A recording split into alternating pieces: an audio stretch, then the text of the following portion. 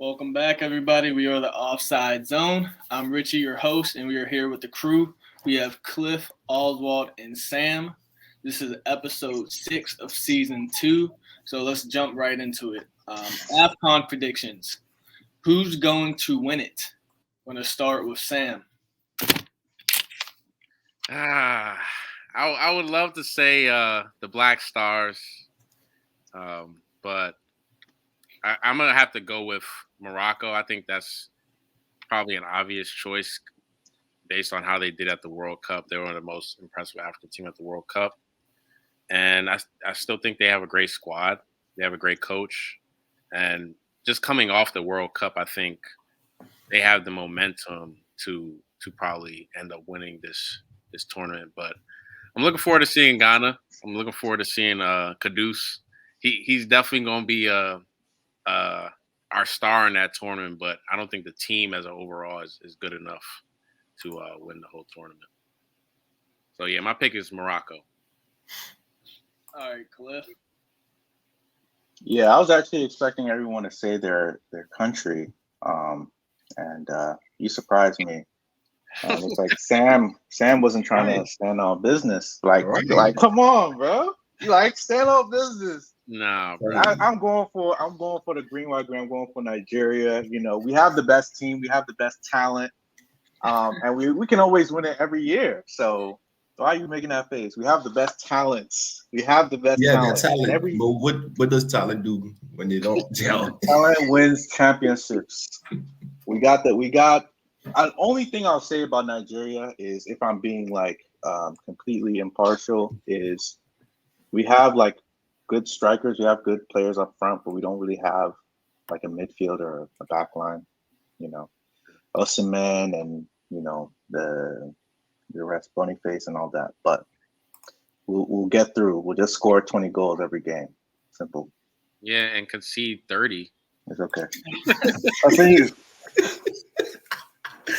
Continue. All right, Oswald.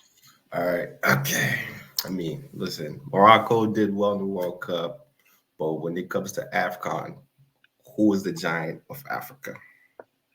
Cameroon. Cameroon. And we all know why. Why? We're clutch. We love that tournament. Okay. We have a world-class team. World-class team. World-class. Some players around just sprinkling there. They're all right. What do they even have? Let's not throw around world class so easily. We have a world-class goalkeeper, Onana. Really? We have a world-class midfielder in Anguissa. Okay. We have another player, Nkudu. You said what? Nkudu. Y'all don't know him? Nah. He's playing with Tottenham. But yeah, when it comes to the tournament, we always turn up. We always turn up in the AFCON. So I'm looking forward to it, and I genuinely really think Cameroon actually has a shot. I think we're at least top 5 best teams in Africa right now. That's not saying nothing. The thing about AFCON though is any team can win it. Genuinely, any team can win it. That is true. So even if you don't have the world-class players, I think it was a year not too long ago that I think Zambia. Won it. Mm-hmm. And they don't have anybody. And they never had anybody. And I think there was even a year that Burkina Faso made it to the final. I think they beat Nigeria one a few years ago. So it's possible. Even if you don't have the talent, you can still make it. That's why I like AFCON more than, well, I don't want to say more than the Euros, but there's some leagues there's some conferences that it's only 2 teams, in Brazil and Argentina. It's only between them and probably Uruguay and Chile, but there's really no other team. Yeah. All right. Pretty mixed bag, but we're going to move on to the second question. Is Harry Kane currently the best player in the world, and will he break Lewandowski's single-season goal-scoring record? I'll let Oswald start with this. See, okay. Harry Kane is one of the best players in the world at the moment, but I don't. Excuse me. I don't think he's the best player currently in the world right now. I think it's still Jude Bellingham. Just the impact he's had this season for Real Madrid. They're top of the league in December, going into Christmas, and then they won all their Champions League games. So Jude Bellingham has been very, very impactful, and I think he's won almost at least 75% of the games that he's played. He's won man of the match.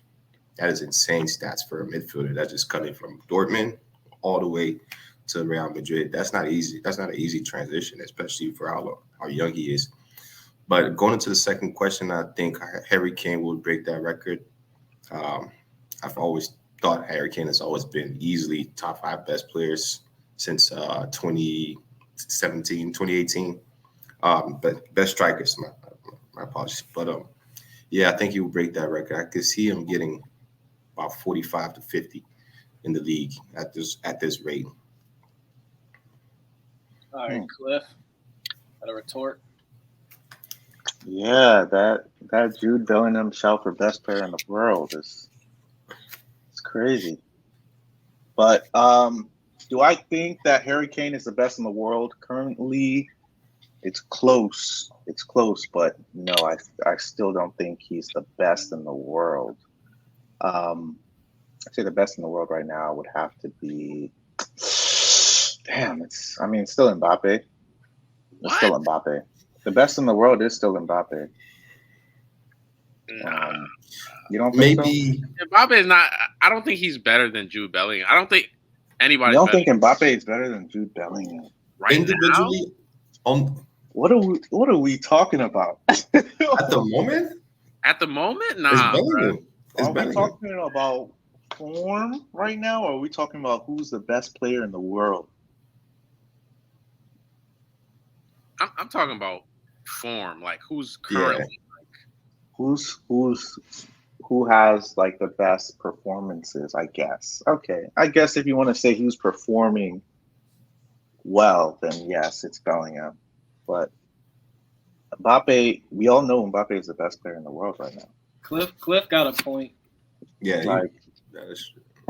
But moving on to this Harry Kane thing. Yeah, I was so happy when Harry Kane left Tottenham. I wanted him to go to Manchester United, but my whole thing behind it was I just wanted like the whole stench of Tottenham to be off of him, because behind that Tottenham shirt was a world-class player, a player that if he was playing for another team, as he was coming up, we'd be talking about him like he was already better than Lewandowski, or like he was among the Suarez's, or the top world-class strikers in the world. I think that now he's finally getting his recognition, and obviously he can break the record, but if he wins the Bundesliga and the Champions League, which he very well can, then he can win the Ballon d'Or. That would be crazy. See, if he was the best player right now, right? Well, how come they're out of 2 cup competition? He lost one final, and then they got out of 1 cup competition, and they're currently second in the Bundesliga too. So, come on, what are we saying? Jude Bellingham won all his Champions League games. They're still in the cup competition, and then the top of the league.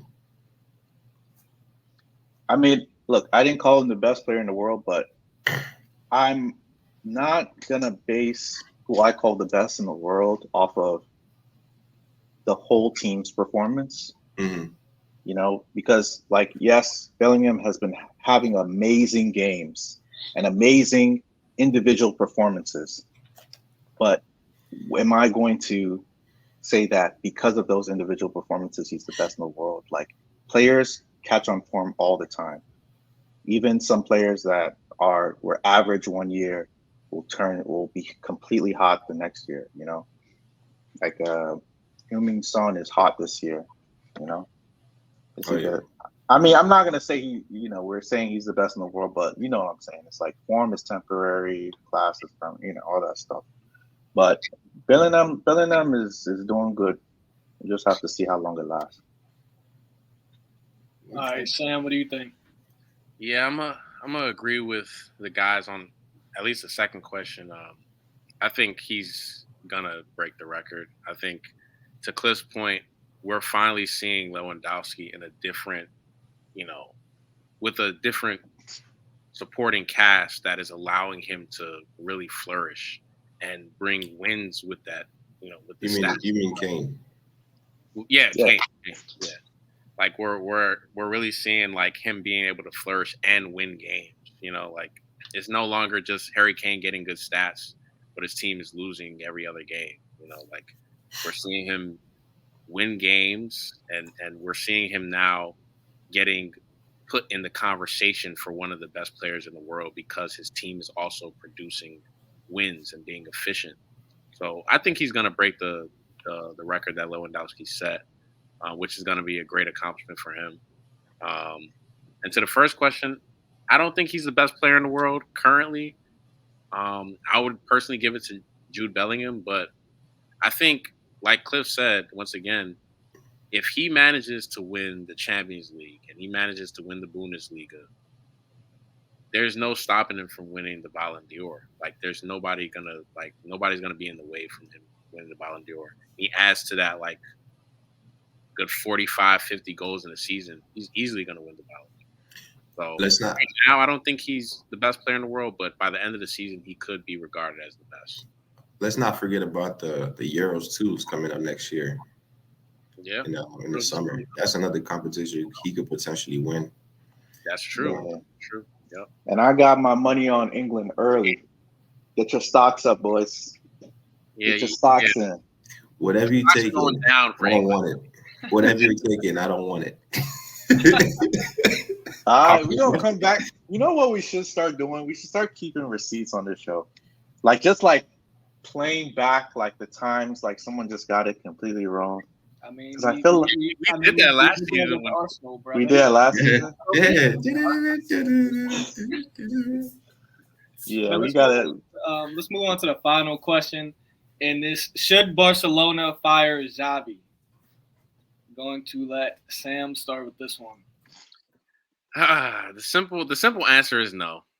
I think although this season hasn't been our best season, and obviously we're going through some struggles right now, I think to build a team that has been kind of dismantled over the past few years, you have to pick a coach and you have to stick with them for some time. Like we're not going to have any stability if we keep on changing coaches every other season or every other 2 seasons. The players are not going to know what system they want to play.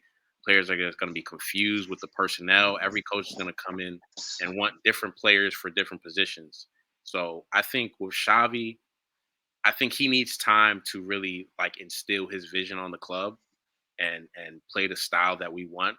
Obviously, he's not Pep Guardiola. He's not coming in and just playing like the most beautiful football and then we're going to win the treble. That's not what it is. We also don't have Messi and Xavi and Iniesta and Busquets. So we have to be patient with this team that's not as good as the previous generation, in my opinion.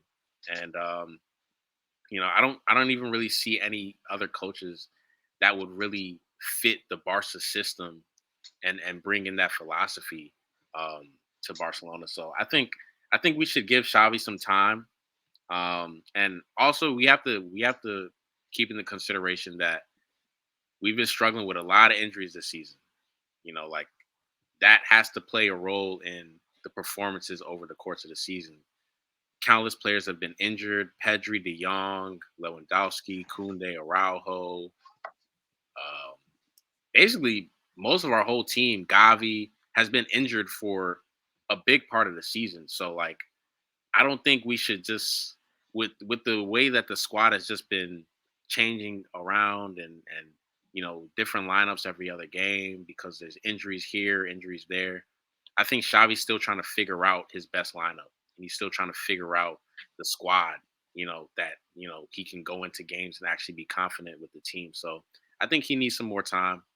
And if things don't turn around by, I say, next season, then we should start looking elsewhere. But I think for this season at least, because he was able to win a title last season and the league title at that, like I think he deserves some kind of leeway and some patience with the with Barcelona. All right, Cliff. Man, Barcelona. Let me just like gather my thoughts right now because this way heavy on my chest. Like last season, honestly speaking, as a Barcelona fan, we scraped through every game. This is even with us having fully healthy players. We scraped it.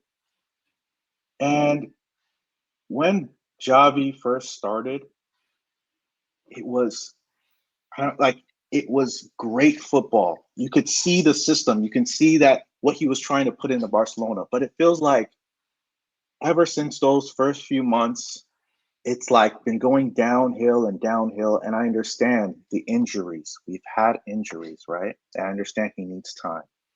But when you look across and you see Real Madrid is just getting better and getting younger and adding world-class talent, you just have to you want to have something to look forward to. You can't just look at the team and say, well, it's going to get better, because it might not get better. What are you seeing that is making Xavi the guy for you right now? And I'm not saying that we should fire him right now. I am saying that shouldn't be completely impossible. Like, that should be an option on the table, because I know Barcelona loves Xavi, but we can't just see him as some untouchable coach. Even though he came up at Barcelona and he's a Barcelona legend, he can still be fired, because if we're not getting the results we want and we're not getting the performance we want, then why are we holding on to the coach? And with last season, going through the games and seeing how they performed badly, like I'm saying, like this is not about results. And that's how it's always been for Barcelona, in my perspective. I never see it as, oh, we lost this game, Barcelona is terrible. Even when we win games, I want to see us perform well. And this whole season, we haven't been performing well. We've been scraping by. We've been every single game. It's been a one goal win, or we'll draw, or we'll play some team in the Champions League, and we'll just not live up to it. And now, who did we get drawn up against? I know it was Napoli. Watch. Watch. Like, right? Yeah. But that's what I'm saying though. But the squad is not good enough. I don't think the squad is good enough. Look, Sam. Yeah, that's what I was gonna ask alongside that. I was gonna say if you want, say if Xavi gets fired, who do you want to bring in? Who do you want to bring in? Do you think that can take this bunch of players and turn honestly, I really don't know right now. Like you have go ahead. Yeah, and then that's the thing. It's like it's not even about who to replace him. It's just that I'm just seeing what's on the pitch right now. It's just not enough. I'm not saying that we should hire this guy or anything. I'm just saying, like, I'm just not satisfied with what Xavi's been doing, not just for this season, but like ever since last season. Even though we've been winning games and we won the league last season, I was looking like this is not what we should. Like, it's not how we should be playing. But there gotta be somebody available though. So do you think he should come in after him if y'all do get rid of him? Like, you're saying you don't know somebody that can come in. So I'm like, why do you think it would get better if he is just gone? I think there has to be a new idea, and I think there has to be a coach. There are a lot of coaches out there. I'm not saying that I know exactly which coach we would hire, but I'm just saying that there needs to be a system, because look, right now, we want to say Barcelona is a project, but we have Lewandowski, we have Gundogan, we have Cancelo, we have players that have proven it. We have a win now team with rebuilding players. We should be winning now. We have high world-class players. I don't agree with that though, because You don't have one. You have to also look at the players we have though. We have a Gundogan who's coming after basically he's played his prime years at Man City. Now he's coming to Barcelona. He's like 34.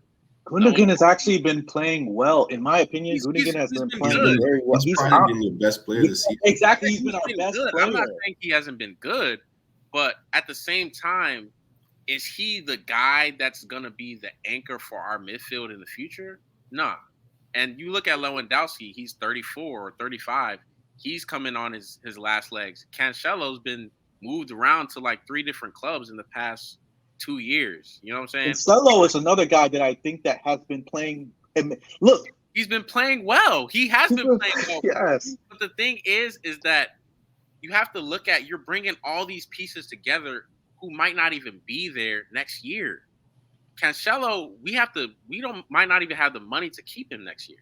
Lewandowski, I'm pretty sure he's not going to be our starting striker next year. Gundogan, he's on a 3-year deal. So we don't know if he's going to be a player next season.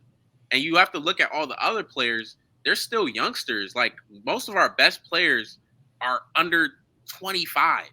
Like, they're all young players. There's no veteran presence in the locker room that is actually in the prime of their career. You know what I'm saying? Like Lewandowski's at the back end of his career. Gundogan's at the back end of his career. So, like, you're looking at most of the players that are impressive, or the best players on Barcelona, are all young guys. Araujo, Gavi, Pedri, Lamine Yamal. They're all young guys. And there's no veteran presence. So, like, you have to take that into consideration, too. Like, they're learning how to play at a club like Barcelona. That pressure of playing at Barcelona is no joke. Like, they don't have a Busquets and a Messi to look up to. I actually think that us having that kind of mix is the best transition that the club should be in right now. Because what does Barcelona want to do? We want to win, but we also want to develop our talent, right? So what do? You bring in your talent through La Masia, you start them, but then you also have guys that have been proven, like a Lewandowski, like a Gundogan, like a Cancelo, like a João Felix, to mix in with the guys that are still growing up. And you have a team that can literally, on paper, match up to any team in the world. But we're third on the table, and a team like Girona, which has less, is beating us. I think Sam has a point with the veteran presence, because those players like Lewandowski, Gundogan, Cancelo, they don't really have like stock in Barcelona. Like, you see what I mean? They're not really. But they have experience. Leaders, they have experience playing at the highest level for the best clubs. Gundogan, honestly, I see more of a Barcelona mentality in Gundogan than any player in Barcelona right now. You're forgetting he's just coming off from winning the treble last season with Pep, and he was one of the best players. Yeah, Gundogan is still great, but what I'm saying is, how long is Gundogan gonna be there to really impact on the squad? He just came in. This is his first season at Barcelona. You know what I'm saying? Like, is he gonna be there next season? Yeah, that's true, but it's like we have enough right now to be good right now. But then we also have and I think it's more about the mentality. It's not even about like how like the results or anything. It's about how good are we playing, like, and what system are we playing with. Honestly, Gundogan is showing what we should be playing like, because he's coming from playing with Pep and now coming to play with Xavi. It's almost like he's like not disappointed, but it's like he's surprised at how little fights or how unserious the team is right now. That's what I'm saying, though. There's a gap in the fact that you have a player coming from a completely different. Literally, like, you expect him to come from Man City and then throwing him into Barcelona's system, and throwing him in with younger kids that are just basically breaking through the first squad. What I expect this mentality to be the same. I expect what Pep is doing at Man City. I expect the mentality of that club to be in Barcelona. Yes, and you know why? Because that's what Xavi is supposed to be doing. He's supposed to be drilling the same effort, the same mentality, the Barcelona system, Barcelona way. Where was Xavi before Barcelona? Xavi's not Pep, bro. Outside. Mhm. And you expect him to be Xavi like is and not bring Pep. the same No, mentality. I'm not. It's the mentality. It's the system. It's the way we play. It's what Xavi's supposed to have been putting look, these guys through the whole 2 years. 2 years from now, like this is the thing. This is really what the issue with Barcelona is, honestly. And it's that Barcelona fans, personally, we are a little bit like spoiled. In the fact that like you really have to take into consideration that we literally had the greatest player of all time playing at the same time as two of the greatest 5 midfielders of all time, and at the same time the greatest CDM at the same time. That convergence of players at the same period in history is never going to happen ever again.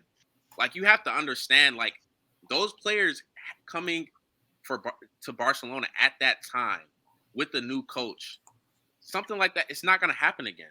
So, like, you have to really look at the players we have now and take them as they are. Pedri is good, but he's not Iniesta. De Jong is good, but he's not Busquets. You know, there's no Messi in the squad. Like, there are different players, and the level is not at the same. It's not the same caliber of players that we once had.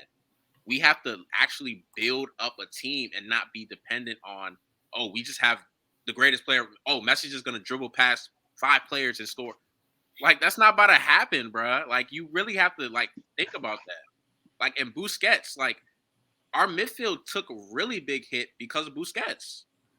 Like, he's been that anchor in the midfield for like a good decade. And we're now seeing how empty that midfield is without a pivot like that. And there's no player in the world that has that kind of profile that Barcelona needs. And that was half of the way we retained the ball through Busquets. So, like, the personnel is not the same as it used to be. Obviously, Xavi is trying to get it there, but to me, it's just gonna take time, bro. Yeah, like, it's just gonna take time to really find that form again. That type of talent in the team is gonna take time, bro. Yeah, I agree with what Sam's saying. I don't really watch Barcelona like that, but like he said, coming from prime Barcelona, Messi, Busquets, it's a hard fall. All of them is going to be hard to transition. Y'all are still in transitional phase, bro. And yeah, I mean, I don't feel like it's the best thing to just get rid of Xavi, because like, who y'all about to bring in that's going to take that group of players and just completely turn it around? I feel like y'all need to give the players time to grow. You got to give Xavi a little bit of time to grow, and just give him some grace, like just a little bit more grace. Like Sam said, like, let him finish the season, see how you guys do. And then next year, if it's kind of the same thing, then it's time to start looking at who might we replace this guy with. Mm-hmm. So ultimately, Cliff, do you think he should get fired or should he stay? No, I don't think he should get fired right now. But I do think it should be on the table that, hey, like these performances are so bad, man. I mean, I agree to that. It is so bad. Like, he should definitely have the pressure of like, dude, you're just because you're Xavi doesn't mean you can't get fired. I agree to that. Yeah. The pressure of you have to bring performances, you have to bring change, you have to show a system. That's it. That's really it. Just show a system. Show that the players are doing something, because that last game against Almeria, like, they got to the half line and just like no creativity at all.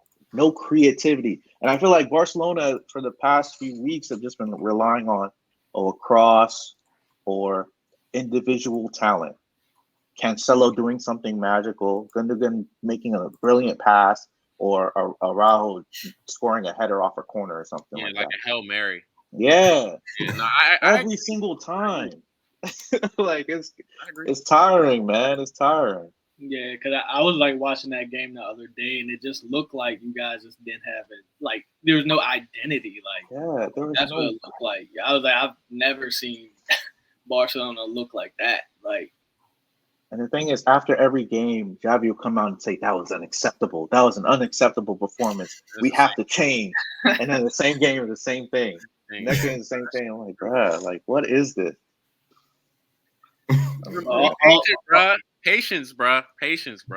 How long? Real Madrid is about to good.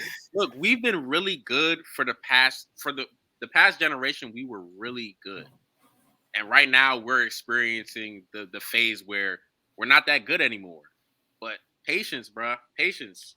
It happens to every team. Every team. Dark professional years, man. Then they went through a period of 20 years where they weren't even like recognizable as a great squad. Now Arsenal is a legit contender for the league title every season now. It's gonna take time. Oliver, what do you think though? What are your thoughts? Yeah, there's a meme on X, formerly known as Twitter, called Brokalona. Okay. All right, buddy. Y'all don't have no money. How in the world are you guys able to fire Xavi and replace him with a new coach? You're gonna have to pay Xavi to go off. We'll find a way. The Super League is around the corner. We'll pay for it. We'll see. Listen, the Super League is it's a good thing, but for all the clubs, but come on. There's no need to fire Xavi. Huh? We're waiting for that Super League check. That should be a next topic. But yeah, come on, it's gonna be ridiculous to fire Xavi in his second season when after he won y'all the league, and you guys did not win the league. What in how many? 3 years? Years or 3? Huh? Yeah, like 3 years. I don't think so. I don't think it's that long. No, I'm saying prior to last season, they didn't win the league for what, like 2 or 3 years or so like that from Real Madrid and Atletico.